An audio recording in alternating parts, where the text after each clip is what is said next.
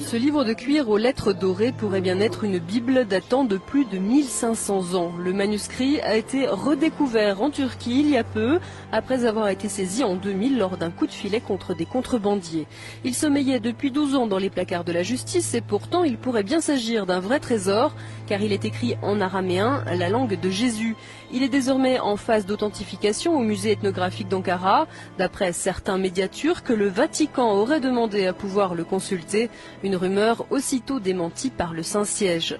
Certains journaux avancent aussi que cet ouvrage pourrait être l'évangile de Barnabé, un texte dans lequel Jésus citerait l'avènement du prophète Mahomet.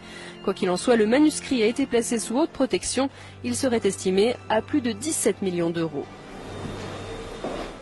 Cette Bible soutient que Jésus n'a pas été crucifié, le Vatican est sidéré.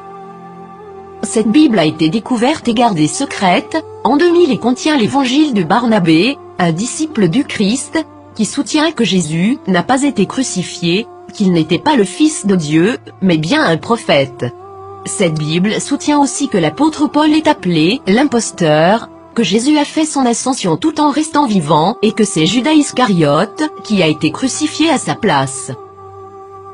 Authenticité selon les rapports, les experts et les autorités religieuses, à Téhéran, insistent sur le fait que le livre est un original.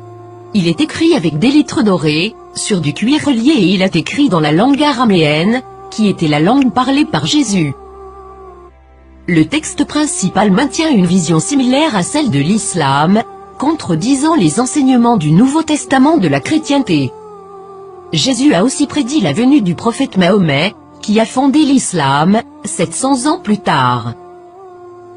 Plusieurs croient que, durant le concile de Nicée, l'Église catholique a choisi la forme qu'aurait la Bible, omettant l'évangile de Barnabé, parmi d'autres, et favorisant les 4 évangiles que nous connaissons aujourd'hui. De nombreux textes bibliques ont commencé à faire surface depuis ce temps, incluant ceux de la Mère morte et les évangiles gnostiques, mais cette Bible semble tout particulièrement inquiéter le Vatican. Qu'est-ce que cela signifie pour les religions chrétiennes et ses adeptes? Quelque chose d'inconfortable. Le Vatican a demandé aux autorités turques de pouvoir examiner le contenu du livre. Maintenant que ce livre a été découvert, accepteront-ils cette preuve? La nieront-ils? L'appelleront-ils un mensonge musulman, comme l'a fait le magazine Truth en 2000?